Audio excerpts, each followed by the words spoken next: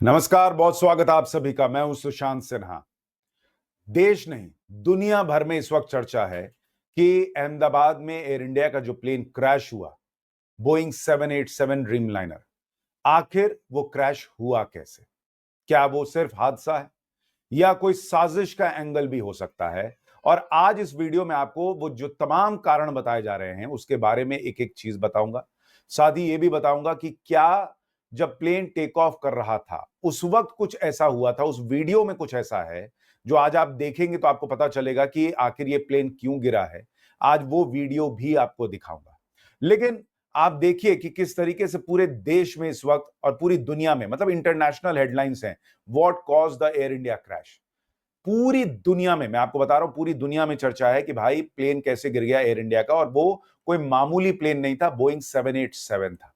और इसलिए दुनिया जानना चाहती है कि इसमें हुआ क्या है। एयर इंडिया का विमान 30 सेकंड में कैसे क्रैश हो गया। न्यूयॉर्क टाइम्स से लेकर बीबीसी से लेकर हर जगह ऐसी हेडलाइंस छप रही हैं। और इसलिए मैं आपसे भी पूछना चाहता हूं, आपके हिसाब से आपको सिर्फ ये हादसा लग रहा है या आपको लगता है कहानी कुछ और है? कमेंट करके जरूर बताइएगा, क्योंकि सोशल मीडिया पे बहुत सारी थ्योरीज चल रही हैं। कुछ लोगों को वो गुरपतवंत सिंह पन्नू का वो पुरानी धमकी पिछले साल वाली याद आ रही है, जिसमें उसने एयर इंडिया के विमान को लेकर धमकी दी थी। कुछ लोग उसके वीडियो डाल रहे हैं कि क्या ये भी हो सकता है। मुझे नहीं लगता इसकी इतनी औकात और इसकी इतनी हैसियत है कि ऐसा कर सकता है, तो इसलिए इसको तो इग्नोर ही करें। दूसरा, कुछ लोग ऐसे भी डाल रहे हैं कुछ पोस्ट कि भाई you get the biggest attack that India will ever see on its soil is currently being planned in Afghanistan, और लोग लिख रहे हैं posting without any comments। तो सोशल मीडिया से लेकर हर जगह इस तरह की थ्योरीज की भी चर्चा चल रही है कि सब कुछ सामान्य नहीं था क्या, कोई साजिश भी हो सकती है क्या। और इसलिए इस पूरे मामले में जांच बहुत अहम हो जाती है। अभी तक साजिश का कोई एंगल दिखा नहीं है, ये मैं स्पष्ट कर दूं। लेकिन साजिश की थ्योरी क्यों लोगों के मन में आ रही है? क्या बात हो सकती है? क्या सब कुछ सामान्य था तो प्लेन उड़ते ही 30 सेकंड में कैसे गिर सकता है? ऐसे बहुत से प्रश्न हैं। और अब जो एक वीडियो सामने आया है जिसके बारे में मैं आज आपको विस्तार से बताऊंगा, इस फोटो को आप देखिए, ये उसका क्लियर शॉट कहा जा रहा है। अभी तक जो आप वीडियोस देख रहे हैं वो मोटे तौर पर वो वीडियो है जिसमें कि आपको प्लेन को उड़ता हुआ दिखाया गया और फिर वो क्रैश हुआ है, लेकिन वो किसी स्क्रीन से रिकॉर्ड किया है। आज मैं आपको दिखाता हूं वो जो ओरिजिनल वीडियो था जिसमें आपको धमाके की आवाज भी सुनाई देगी। इसको एक बार देखिए। फिर इस वीडियो में बहुत कुछ ऐसा है जो आज आपको जानना चाहिए, फिर उसके बारे में डिटेल से बताऊंगा। पहले जरा इस वीडियो को देखिए एक बार।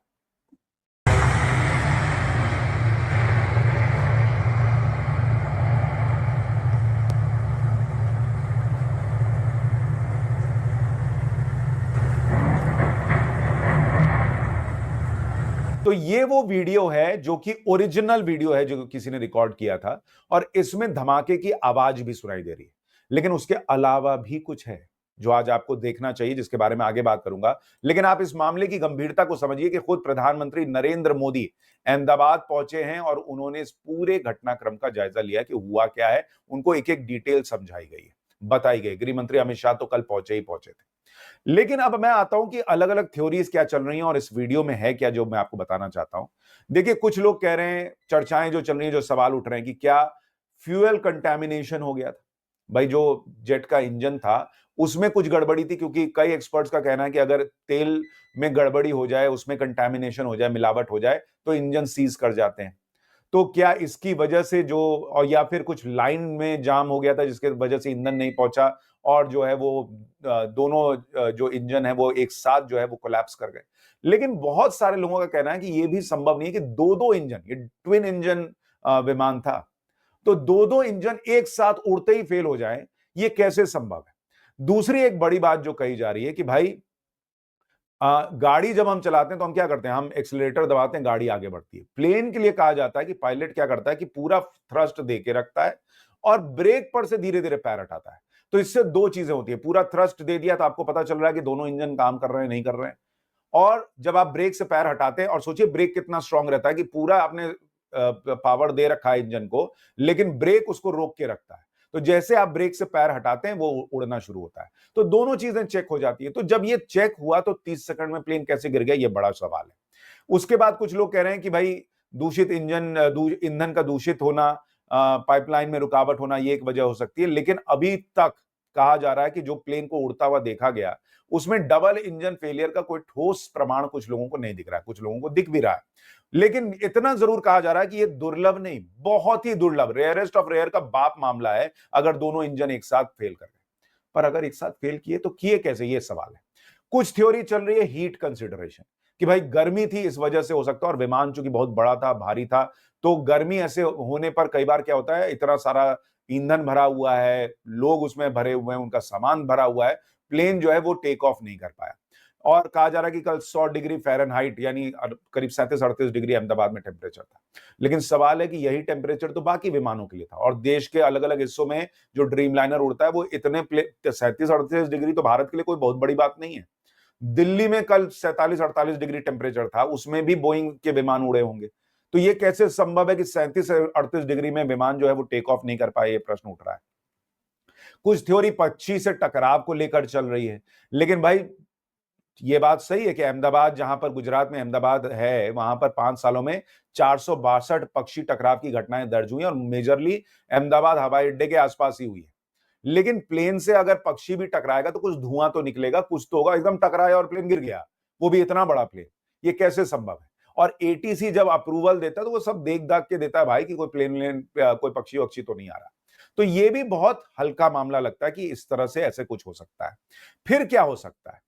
कई लोग कह रहे हैं कि क्या रैम एयर टरबाइन एक्टिव हो गया था। अब ये रैम एयर टरबाइन जो होता है, ये क्या होता है, दरअसल 2 इंजन लगे होते हैं और जब अगर दोनों फेल हो जाए तो रैम एयर टरबाइन जो है वो एक्टिवेट होता है, कहा जाता है, जो आपातकाल के लिए बैकअप टरबाइन की तरह होता है।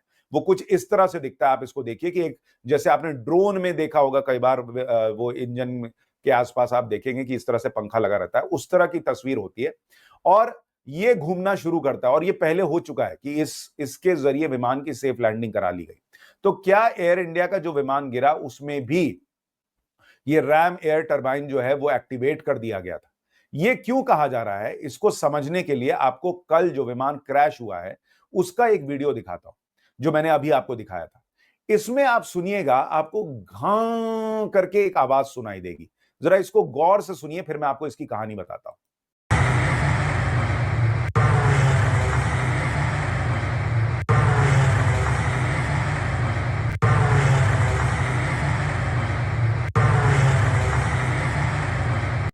तो आपने ध्यान दिया, ये अजीब सी घों करके आवाज जो है वो सुनाई दे रही है। ये आवाज, कहा जा रहा है कि जब दोनों इंजन फेल हो जाते हैं और आप जब ये सिस्टम एक्टिवेट करते हैं, जिसमें कि भाई आप रैम एयर टरबाइन को चलाते हैं कि उसके जरिए विमान को जो है वो लैंड कराया जा सके, तब इस तरह की आवाज आती है। तो क्या दोनों इंजन ही फेल हो गए थे और इसलिए मे डे चिल्ला रहा था पायलट और उसने जो है ये रैम एयर टरबाइन खोल दिया था? क्योंकि इस तरह की घटनाएं पहले भी हुई हैं। एक जापान एयरलाइन का विमान इसी तरह की आवाज के साथ लैंड हुआ था और उसमें भी रैम एयर टरबाइन खुला हुआ था।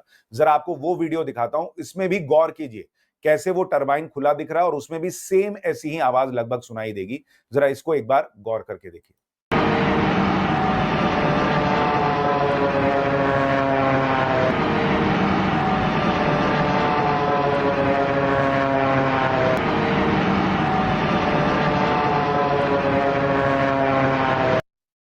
और ये सिर्फ जापान एयरलाइन की बात नहीं है, मैं आपको एक और वीडियो दिखाता हूं। इसी तरह से एक और विमान लैंड हुआ था, उसमें भी सेम आवाज थी। जरा इसको भी गौर करके सुनिए।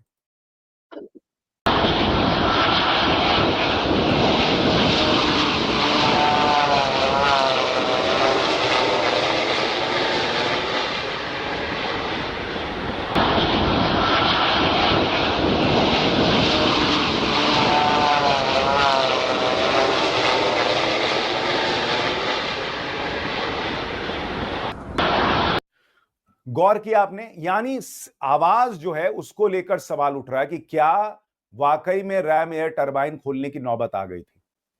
लेकिन उससे भी बड़ा प्रश्न ये है कि ये हुआ या नहीं हुआ, अभी जांच में पता चल जाएगा, क्योंकि अमेरिका की जो एक्सपर्ट एजेंसी है वो भी कह रही है हम जांच में सहयोग करने को तैयार हैं। भारत ने ऑलरेडी जांच के आदेश दे दिए हैं। तो 30 सेकंड में दोनों इंजन फेल कैसे हो गए, और अगर रैम एयर टरबाइन खोलने की नौबत आ गई थी तो ये कैसे हुआ, ये बहुत बड़ा प्रश्न है। इसी में पूरी कहानी छुपी है और जब ब्लैक बॉक्स मिलेगा तब कहा जा रहा है कि बहुत सारी जानकारी मिल सकती है, क्योंकि बोइंग 787 कोई मामूली विमान नहीं है।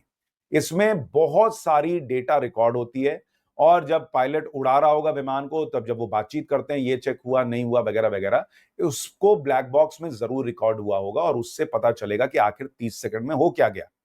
कई लोग कह रहे हैं कि भाई एक कारण जो है वो ये भी हो सकता है कि जो उसके फ्लैप्स थे वो पूरी तरह से नहीं खुले थे प्लेन के।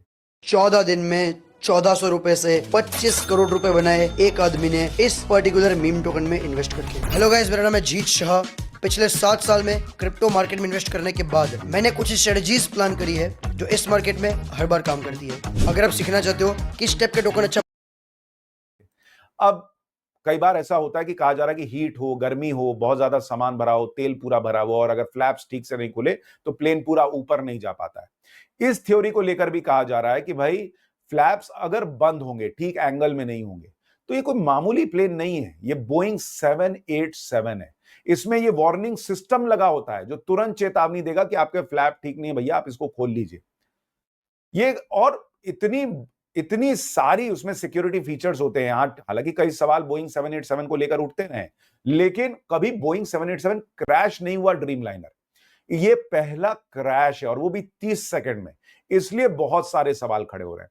कुछ लोग कह रहे हैं पायलट की गलती रही होगी। भाई पायलट आप देखिए, जो 2 पायलट थे उसमें एक का जो अनुभव था वो अगर आप देखेंगे फ्लाइंग आवर्स 8000 घंटे, दूसरे का 1100 घंटे, दोनों को मिला लीजिए तो 9000 फ्लाइंग आवर्स का अनुभव था उनके पास।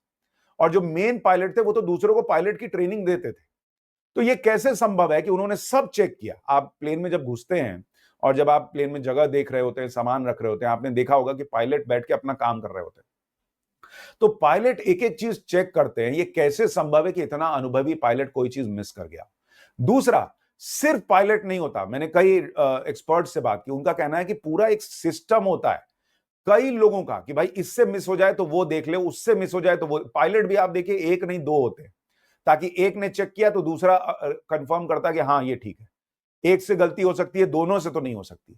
उसके बाद बाहर पूरा स्टाफ होता है जो एक एक चीज देखता है कि कहीं कोई तेल तो नहीं टपक रहा, कुछ तो नहीं हो रहा। एटीसी एक एक चीज को देखता है कि हाँ पूरा विमान, पूरा जो स्काई है वो साफ है कि नहीं, आसमान साफ है कि नहीं, कोई पक्षी तो नहीं उड़ा रहा साथ। इतने सारे लोग इतनी बड़ी गलती कैसे कर सकते हैं कि 30 सेकंड में ही पूरा प्लेन कोलैप्स कर जाए?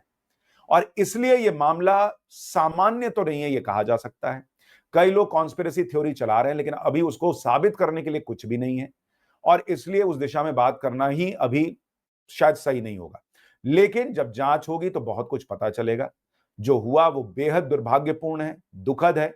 कई लोग अब प्लेन में सफर करने से डर रहे हैं, लेकिन ये याद रखिए कि फ्लाइट्स जो होती है वो दुनिया की सबसे सेफ मोड है ट्रांसपोर्टेशन की। इससे कहीं ज्यादा हादसे सड़क पर होते हैं, रेल के होते हैं, दूसरे हादसे होते हैं। रोज दुनिया भर में हजारों प्लेन उड़ते हैं और वो सेफली लैंड करते हैं, और कल भी किए हैं। इसलिए घबराने की जरूरत नहीं है। जो हुआ है वो दुखद है। क्यों हुआ है ये जानना जरूरी है, और अगर कोई गलती हुई है तो उससे सबक लेना होगा। कुछ और है तो वो भी पता चल जाएगा, वो छुप नहीं पाएगा। आपकी राय क्या है? कमेंट करके जरूर बताइएगा। नमस्कार।